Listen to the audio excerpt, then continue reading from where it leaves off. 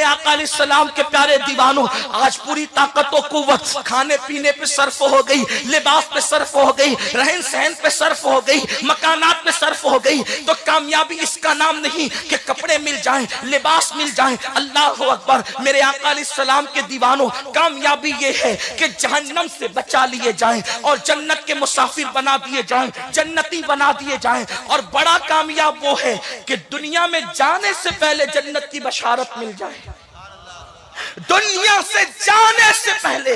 और मोमिनों की शान ये है, वो जाते बाद में पहले जन्नत की बशारत मिलती है।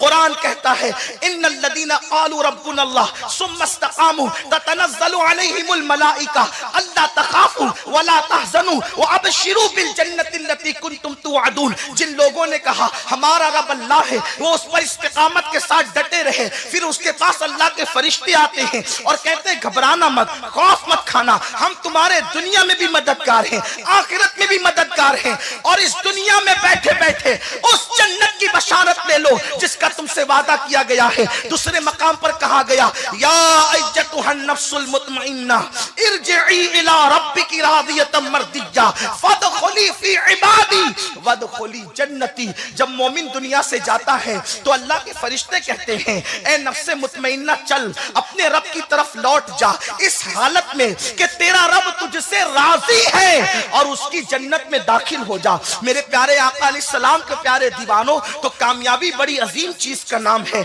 मेरे आका सल्लल्लाहु अलैहि वसल्लम ने इरशाद फरमाया कि जो मोमिन अपने अंदर ये 10 सिफतें पैदा कर लेगा, अल्लाह उसे कामयाब फरमाएगा। हम कामयाबी के मुतलाशी हैं, जल्दी जल्दी चलते हैं। पहली सिफत कामयाबी की, कुरान कहता है क़द अफ़लहल मुमिनून अल्लज़ीना हुम फ़ी सलातिहिम ख़ाशिऊन। मोमिनों की पहली कामयाबी की सीढ़ी ये है कि वो मोमिनीन नमाज में गिड़गिड़ाते हैं, अपनी नमाजों को खुशू व खुजू के साथ अदा करते हैं। कामयाबी का पहला जीना वो नमाज पढ़ते हैं। नमाजी 2 किस्म के हैं, एक वो जो फर्ज का बोझ सर से उतारने के लिए पढ़ते हैं, उनका बोझ तो उतर जाता है लेकिन उनको कोई मर्तबा जिंदगी भर नहीं मिल सकता, न दुनिया में और न आखिरत में। आज लोगों को बड़ा अजीब वो है, यार देखो वो फलानी लोग कितनी नमाज पढ़ते हैं, दौड़ दौड़ के पढ़ते हैं। उन्हें पता ही नहीं है कि नमाज किस चीज का नाम है। जो दौड़ भाग कर रहे हैं नमाज के लिए, उन्हें पता नहीं है कि नमाज किस चीज का नाम है। इसलिए कि नमाज अहले दिल के लिए है और नमाज अहले दिल की नमाज है। और जिनके पास दिल ही नहीं उनकी नमाज कैसी? आप कहेंगे आप भी कोई नया फितना लेकर आए कि उनके पास दिल नहीं है। क्यों उनके पास दिल नहीं है? मैं कहता हूं दिल तो है, लेकिन दिल 2 तरह के होते हैं। एक दिल वो होता है जो गोश्त का लोथड़ा होता है, उस दिल में और कुत्ते के दिल में कोई फर्क नहीं होता, उस दिल में और मुर्गे के दिल में कोई फर्क नहीं होता। फिर कहा कि आप किस दिल की बात करते हैं? मैं कहता हूं उस दिल की बात करता हूं जिसको 14वीं सदी का सैयद सूफिया मुजद्दिद आजम कहता है दिल है वो दिल जो तेरी याद से मामूर रहा, दिल है वो दिल जो तेरी याद से मामूर रहा, सर है वो सर जो तेरे कदमों पे कुर्बान। उस दिल की बात कर रहा। साहिबे दिल वो है जिस दिल में आमिना के लाल के जलवे मौजूद हैं। साहिबे दिल वो है जो दिल आमिना के लाल की याद में धड़कता है। साहिबे दिल वो है जिस दिल के अंदर आमिना के याद के लिए जज्बात उठते हैं। हाँ हाँ, वो दिल ऐसा दिल है कि उस दिल के अंदर कायनात सिमट आती है। फकत घटे तो अगर घटे तो फकत मुश्त खाक है इंसाफ, अगर बढ़े तो उसते कौनैन में समा न सके। ये दिल है, आशिकों का दिल ये है। अर्श जिसका मुश्ताक है वो आशिकों का दिल है। मैं उसकी तरफ नहीं जाता, लेकिन ये बात कहने लगा हूं कि नमाज में वो गिड़गिड़ाते हैं, खुशू करते हैं, इसलिए कि खुशू दिल की कैफियत का नाम है। खुशू दिल की कैफियत का नाम है। और जिनकी नमाजों में खुशू नहीं, उनकी नमाजों का कोई फायदा नहीं। बगैर खुशू की नमाजें फराइज का बोझ उतार सकती है, किसी मर्तबे को नहीं पहुंचा सकती। इसीलिए अल्लाह के रसूल अलैहिस्सलाम ने फरमाया, बुखारी शरीफ की हदीस है, मेरे पीछे नमाज पढ़ते हो जरा ठीक ठीक पढ़ा करो। अल्लाह के हबीब फरमाते हैं, मेरे पीछे नमाज पढ़ते हो जरा ठीक ठीक पढ़ा करो, क्योंकि मैं तुम्हारा रुकू भी देखता हूं, तुम्हारा खुशू भी देखता हूं। रुकू झुकने को कहते हैं और खुशू दिल की कैफियत को कहते हैं। हुजूर फरमाते, मैं तुम्हारे दिल की कैफियतें भी देखता हूं। और सहाबा को हुजूर ने महदूद नहीं किया, बल्कि हमारा तो ईमान है, जब कोई बंदे मोमिन नमाज पढ़ता है तो आज भी हुजूर उसका रुकू भी देखते हैं, उसका खुशू भी देखते हैं। एक आशिक नमाज कैसे छोड़ सकता है? इसलिए कि जब वो अपने आप को दिखाना चाहता है हुजूर को, तो वो नमाज की हालत में खड़ा हो जाता है। तो हुजूर फरमाते खुशू, आका फरमाते कुछ नमाजी ऐसे हैं जिनको थकन के सिवा कुछ नहीं मिलता, रुकू पे रुकू कर रहे हैं, सजदे पे सजदे कर रहे हैं, लेकिन दिल में खुशू नहीं। खुशू किसको कहते हैं? आजिज़ी करने को। सहाबा जब नमाज पढ़ते थे तो आंखों में आंसू आते थे। आज अपनी नमाज में तो बच्चों की ट्यूशन, बकरी का चारा, बीवी से झगड़े का टेंशन, ये सब नमाज में हो रहा है। हुजूर फरमाते हैं, ला सलाता इल्ला बिहुजूरिल क़ल्ब, वो नमाज ही नहीं है जिसमें दिल हाजिर नहीं। हम अपनी नमाजों का एहतिसाब करें।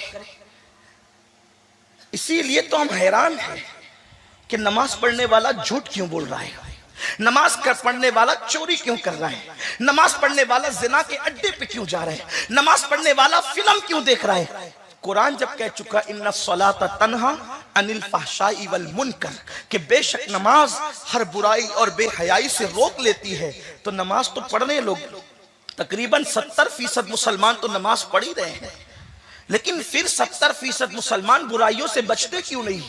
तो इसका मतलब यह है कि सर झुक रहा है लेकिन दिल नहीं झुक रहा है, और जब तक दिल नहीं झुकेगा वो नमाज नहीं होगी। इसलिए कि सर तो और जगह भी लोग झुकाते हैं, लेकिन असल नमाज ये है, हुम फी सलातिहिम खाशिऊन, अल्लाह की बारगाह में आजिज़ी करो। और जिस नमाज में यार का तसव्वुर नहीं, फिर वो नमाज नहीं। कुरान नमाज का फलसफा यूं बयान करता है, अकीमिस सलात अले ज़िक्री, अल्लाह की याद के लिए नमाज कायम करो। पूरी नमाज हो गई अल्लाह अकबर से वस्सलाम तक और खुदा की याद तक ना आई, फिर वो नमाज कैसी? ऐसी नमाजों के लिए मेरे नबी ने फरमाया कि जो नमाजें गुनाहों से नहीं रोकती, वो नमाजें अल्लाह से दूर कर देती है। आज की नमाजें क्या लोगों को अल्लाह से दूर नहीं कर रही है? इसका मतलब नमाजों में खुशू नहीं है। कुरान ने नमाज के बारे में कहा, तवज्जे, वला तक़रबुस सलाह व अंतुम सुकारा, ध्यान दें आप, नमाज के करीब भी मत जाओ जब तुम नशे की हालत में रहो। और आगे कहा गया, उस वक्त तक जब तक के जो कह रहे हो समझने न लगो। जो कह रहे हो, तवज्जो मेरी बात पे ध्यान देना, जो कह रहे हो जब तक समझने न लगो उस वक्त तक नमाज के करीब नहीं आना। खुसूसियत के साथ ये बात नशे के लिए बयान की गई, और नशे से मुराद हम लेते हैं शराब का नशा। इसका पस मंजर यही है कि जब तुम नशे की हालत में रहो तो नमाज के करीब नहीं आना। लेकिन सूफिया बहुत ऊंची बात करते हैं, अगर बंदा शराब के नशे में है तो कहा जा रहा है कि करीब मत आना नमाज के। कब तक? जब तक जो बोल रहा है तो वो समझने न लगे। तो उस शराब के नशे वालों को सिर्फ थोड़ी रोका गया है, जिनको पैसे का नशा है उनको भी रोका गया, जिनको दुकान का नशा है उनको भी रोका गया, जिनको औलाद का नशा है उनको भी रोका गया, जिनको कारोबार का नशा है उनको भी रोका गया। हर नशे वाले को रोक दिया गया नमाज के करीब ना आना। कब तक? जब तक तू जो बोल रहा है वो समझने न लगे। अरे 50 बार का अल्लाह अकबर कभी समझा भी कि क्या बोल रहा है? इसलिए कि जबान से बोलता अल्लाह अकबर और दिल में दुकान है, जबान से बोलता अल्लाह अकबर, दिल में बच्चे हैं, जबान से बोलता अल्लाह अकबर, दिल में कारोबार है। कहा गया जब तक तू के जब तक तेरा नशा उतर न जाए, इसका मतलब ये है दौलत का नशा, गुरूर का नशा, औलाद का नशा, दुनिया का नशा मस्जिद के बाहर जैसे जूते उतारता है, सारे नशे उतार के आप दौड़ेगा, तेरे जन्नती होने के लिए काफी है। ये एक सजदा जिसे तू गिरा समझता है, हजारों सजदों से देता है आदमी को निजात। एक ही सजदे की बात है, नशे से तो निकल। एक बुत बगल में ले जाने वाला मुजरिम है, हजारों बुत दिल में लाने वाले के बारे में क्या ख्याल है? ये जब तक के मैं का बुत मस्जिद के बाहर पास पास नहीं करोगे, उस वक्त तक तुम्हारी नमाज़ें तुम्हें फायदा नहीं देगी। और सिर्फ गर्दन झुकाना खुशू नहीं है। एक शख्स नमाज में बहुत गर्दन झुका रहा था, कुछ लोग ज्यादा ही झुका लेते हैं, कुछ लोग और अगर मजमे में पड़े तो और ज्यादा झुका लेते हैं। इल्ला माशाल्लाह, मैं किसी की नियत पे शक नहीं करता। गर्दन झुका रहा था, बहुत गर्दन। फारूक आजम ने उसकी गर्दन पे मुक्का मार के कहा, और याकार गर्दन में तकवा नहीं है, तकवा दिल में है। गर्दन झुकाने वाले दिल झुका, गर्दन झुकाने वाले दिल। इसलिए और सैयदना सिद्दीक अकबर रावी है। सिद्दीक अकबर की रिवायतें बड़ी कम मिलती है, लेकिन जो मिलती है वो बड़ी दमदार है, वो तो हर हदीस ही दमदार है। इसलिए कि सिद्दीक अकबर का शुमार वो सहाबा में मुशाहिदे की मंजिल पर थे। सिद्दीक अकबर सहाबा में मंजिल मुशाहिदा पर थे, और सूफी अल्लाह वाले जानते हैं कि ये मंजिल मुशाहिदा क्या होती है। जो औलिया में मुशाहिदे की मंजिल पर पहुंचे उसका अंदाजा कोई नहीं कर सकता, जो सहाबा में मुशाहिदे की मंजिल पर उसकी क्या शान होगी। मेरा उन्वान सैयदना सिद्दीक अकबर नहीं है, लेकिन अगर होता तो मैं आपको बताता कि अबू बकर सिद्दीक का मर्तबा मुशाहिदा तो यह कि वो आज भी मुशाहिदे में है। सिद्दीक अकबर तो आज भी मुशाहिदे में है। तो अर्ज कर रहा था, सिद्दीक अकबर रज़ी अल्लाह ताला फरमाते हैं, इरशाद फरमाते हैं कि मुनाफिकीन के खुशू से बचो। मुनाफिकीन के खुशू से बचो। पूछा गया कि ये मुनाफिकों का खुशू क्या है, ये मुनाफिकीन का खुशू क्या है? तो सिद्दीक अकबर फरमाते हैं, मुनाफिकीन का खुशू ये है कि जिस्म पर तो खुशू तारी है नमाज में, लेकिन अंदर दिल में खुशू नहीं है। ये मुनाफिकीन का खुशू है। और मोमिनीन का खुशू ये है कि दिल भी खुदा से लरज रहा है और बदन भी खुदा के खौफ से लरज रहा है। ये मोमिनीन का खुशू है, और ऐसी नमाजें अल्लाह के कुर्ब तक पहुंचाती है। इसलिए आज लोग, बहुत सारे लोग शिकायत करते हैं कि सैयद साहब मेरी नमाज में वसवसे बहुत आते हैं, जहन एक तरफ नहीं रहता। आसान तरीका बताता हूं, अल्लाह अकबर से लेकर अस्सलामु अलैकुम व रहमतुल्लाह तक पूरी नमाज का तर्जुमा याद कर लो। यानी जो नमाज में कह रहे हो उसको समझने की कोशिश करो कि कहते क्या हो। अल्लाह अकबर का मतलब है अल्लाह सबसे बड़ा है। इस तरह पूरी नमाज याद कर लो। तो जब तुम नमाज का तर्जुमा याद कर लोगे तो अरबी में पढ़ोगे तो उर्दू दिमाग में घूमता रहेगा, और जब दिमाग में घूमता रहेगा तो उतना आपके दिल के अंदर खुशू पैदा होती रहेगी। और फिर मेरे आका अलैहिस्सलाम ने फरमाया, बुखारी शरीफ की हदीस है, मुसलमानों जब कोई मोमिन नमाज पढ़ता है तो वो कितने बुलंद मर्तबे पर फाइज हो जाता है। अफसोस लोगों को कोई वकील बुलाए, डॉक्टर बुलाए, इंजीनियर बुलाए, वजीर बुलाए, अमीर बुलाए तो लोग कहते फुला ने बुलाया, फुला ने बुलाया, फुला ने बुलाया, अपने पास बिठाया, मुझसे बातें की। बुखारी शरीफ की हदीस है, अल्लाह के रसूल सल्लल्लाहु अलैहि वसल्लम फरमाते हैं, जब तुम नमाज में रहते हो तो काबे और तुम्हारे दरमियान तुम्हारा खुदा रहता है। हुजूर फरमाते काबे और तुम्हारे दरमियान वो अल्लाह जो जहद से पाक है, वो अल्लाह जो समत से पाक है, वो अल्लाह जो आने जाने से पाक है, वो अल्लाह जो ज़मान और मकान से पाक है। मेरे नबी ने फरमाया, जैसा कि उसकी शान है तुम्हारे और काबे के दरमियान तुम्हारा अल्लाह होता है।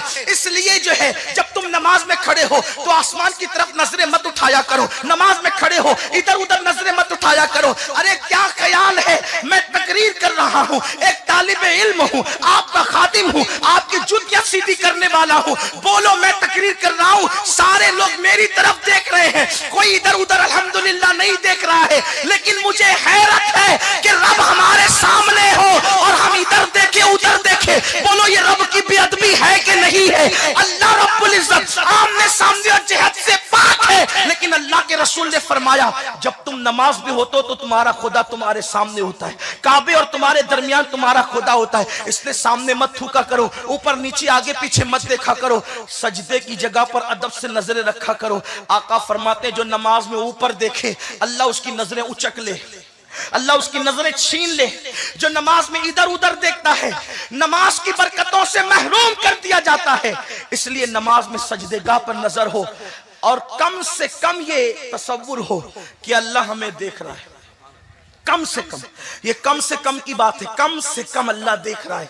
और ज्यादा से ज्यादा वो तो आरिफीन जानते, सालिहीन जानते हैं, लेकिन इससे बड़ी मंजिल है अंता अब्दुल्लाह कअन्नका तरा फ़इन लम तकुन तरा फ़इन्नहु यराक। ऐसे इबादत कर गोया तू खुदा को देख रहा है, गोया। तवज्जे, ये हुजूर का फरमान है, हदीस सही है, हदीस जिब्रील बुखारी शरीफ में है। क्या?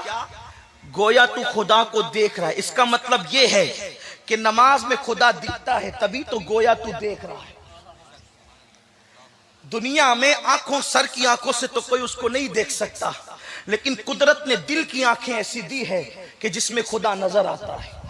इसीलिए तो कहा ना कि कान नका तरा, हालांकि कान नका की कैद है, बल्कि सूफिया तो फरमाते हैं जब इससे ऊपर की मंजिल मिलती है तो कान नका की कैद हट जाती है।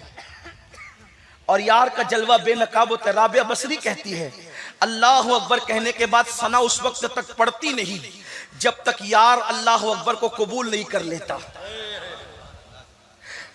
सजदा करके उस वक्त तक सजदे से सर उठाती नहीं जब तक के सुभान रब्बियल आला कह के रब्बे आला का जलवा नहीं देख लेती।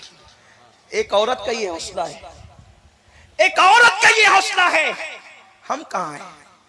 लेकिन बात इतनी है कि जब तक नशे में हो ना आदमी तो बीवी सामने हो तो भी नहीं पहचानता, बच्चा सामने हो तो भी नहीं पहचानता। ध्यान देने मेरी बात पर, कोई मुश्किल तो नहीं कर रहा हूं, आसान ही कर रहा हूं। नशे में हो सामने जो नहीं पहचानता, नशा उतरे तो पहचाने। पता चला यार को पहचानने के लिए नशे से बाहर निकलना जरूरी है। अरे जिसे शराब और कुत्ता गोली का नशा हो उसको यार नजर नहीं आता, तो जिसको दुनिया का नशा हो उसको यार कैसे नजर आ सकता है? अगर उसका मुशाहिदा करना है तो अना के नशे से निकलना होगा, उसका मुशाहिदा करना है तो तकब्बुर के नशे से निकलना